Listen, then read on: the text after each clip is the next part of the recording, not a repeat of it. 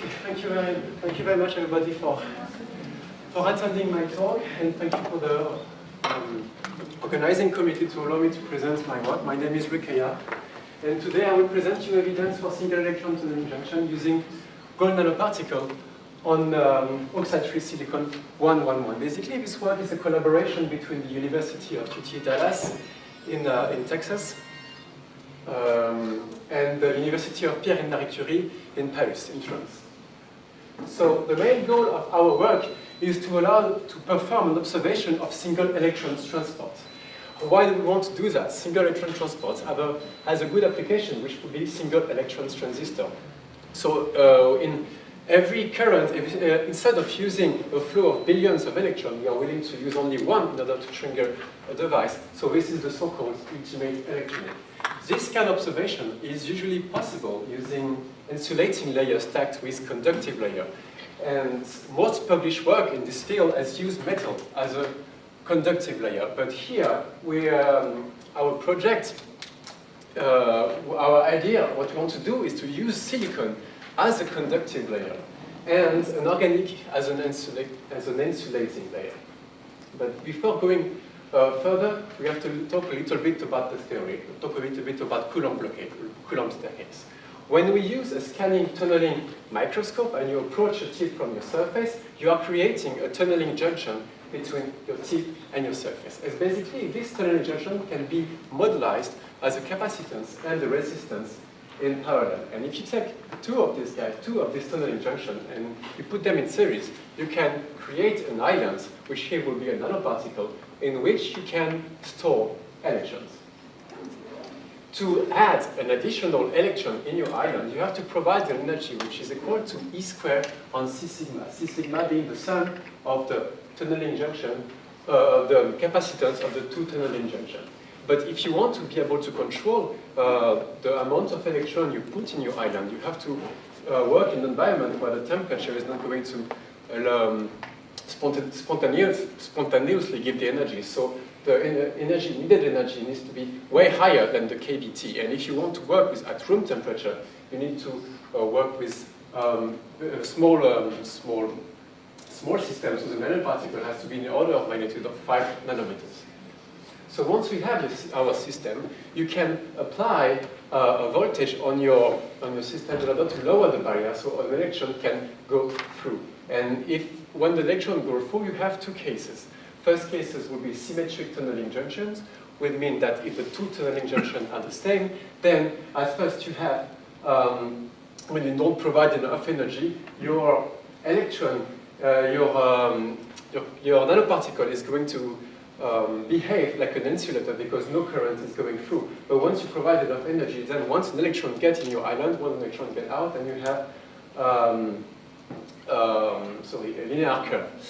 But if you have asymmetric tunneling junctions, that means two tunneling junctions has different capacitance and different resistance, then the current is set by the biggest capacitance of the two. So basically, you can provide enough energy to electron to get in, but it will be stuck in your island because it won't have enough energy to get through the other capacitance. So and then you can control the amount of electron you put in your island by increasing the voltage, and each step you see here corresponding to one additional electron you actually store in your island. So you have this staircase-shaped kind of IV curve. So this is a tricky phenomenon to observe, and here the proposed structure in order to see that is as follows. So we have our two tunneling junctions. The first one will be the vacuum between a tungsten STM tip, the vacuum between a tungsten STM tip and a gold nanoparticle, and the second one will be an organic layer between the gold nanoparticle and a silicon 111 substrate. As you can see here, important part of this structure is the organic layer. So what is our organic layer? Basically, we use what we call a self-assembled monolayer, which will have three main goals. First goal will be a linker to the gold nanoparticle, so we can efficiently graft gold nanoparticle on the surface. Second one will be insulator between gold and silicon. So like I said, we need an insulator with very homogeneous and with a very defined thickness. And the last one will be it needs to passivate our surface. So it's going to avoid any oxidation of our surface. So no oxidation, no traps. How do we make this sample? So basically, we use thermal hydrosilylation of an ester. So we start with the silicon 111, which we treat with HF and NH4F to have hydrogenated silicon, which is atomically flat, monohydride. And we take this sample and we put it in a water and oxygen-free environment with in presence of this molecule or this molecule, long chain, 11 carbon, or short chain, 7 carbon. And it's going to attach to the alkane here, and then it's going to attach like this. And then we can remove this methyl group here, so we end up with carboxylic acid on our surface. From there, we can attach an ethylene diamine, so we have a SAN here with an ethylene, with a diamine on top, a diamine which will allow us to graft nanoparticle on top of it. But before that, we need to characterize our surface. How to characterize it? We can use Fourier transform IR spectroscopy. So transmission, FTIR. So we have our spectrum of this surface reference to the hydrogenated silicon. So we can see the characteristic peak corresponding to the molecule, the CO double bond, the CH2. And we also see that we have little to no oxidation here, which is supposed to appear here. So our surface is well passivated.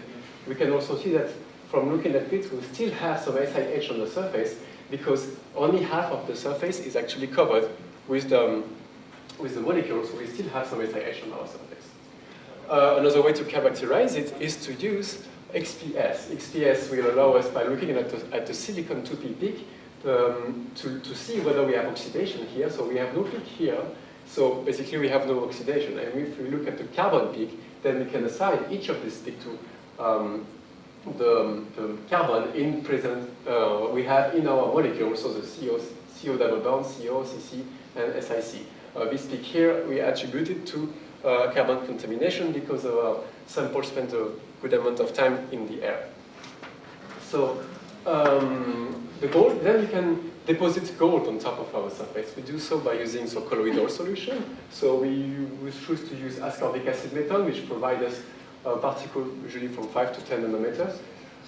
And this is the ligand we have. And so we can just put our nanoparticle on top of the surface, and we can investigate the size distribution and the density using AFM and STM, and we can estimate the size using the profile.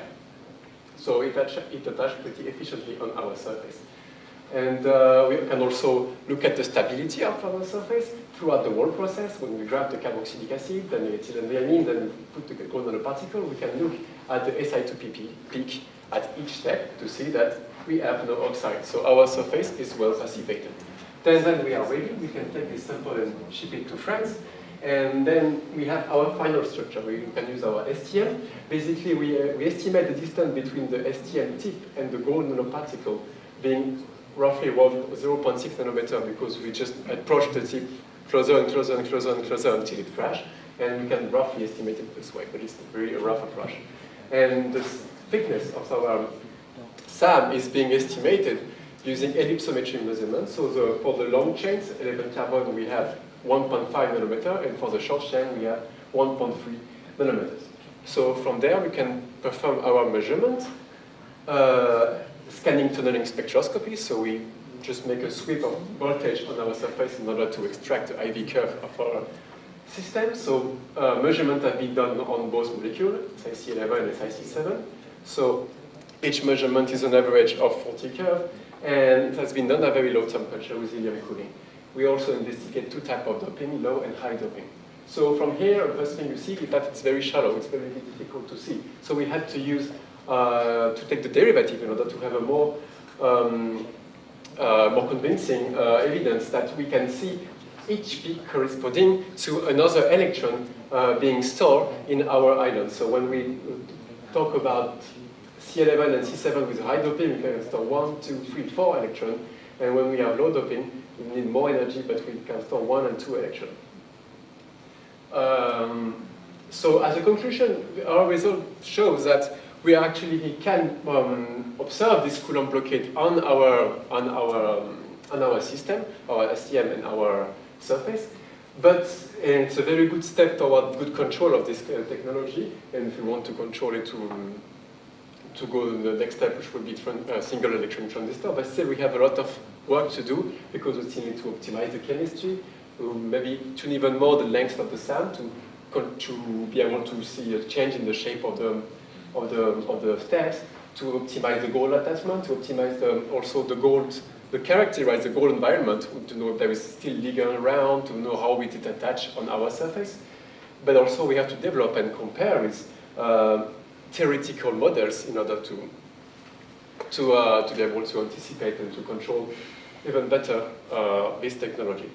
So this is the two laboratories involved in this project, so in UT Dallas, in ISP. So I thank them very much for all the support in my work, and also thank you very much for listening to me. And if you have any questions, please.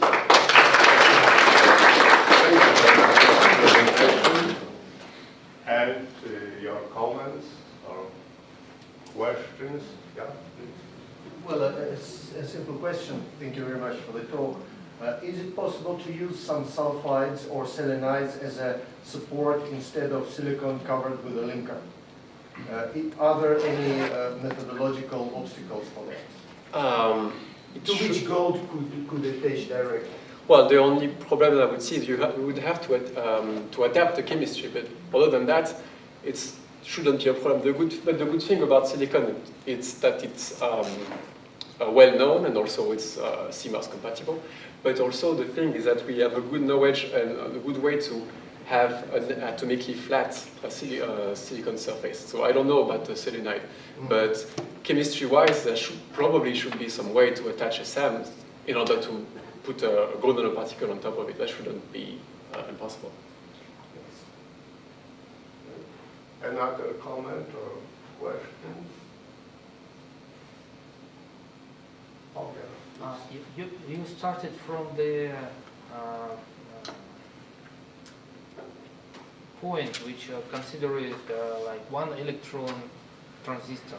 So are you going to succeed to produce one electron transistor with this nanoparticle? Well, we will have to need another because that's just a dipole, right? So if we want to do a transistor, we have need a tripole. So we have design in mind, so we want to do some ALD in order to build the electric on your surface and then deposit some gold and then have the gold nanoparticle sitting between the ST and tip, the silicon and another gold contact. But so we have design, we want to do it soon, but so yeah, we haven't done it yet, but that's part of the plan. Yeah. Okay.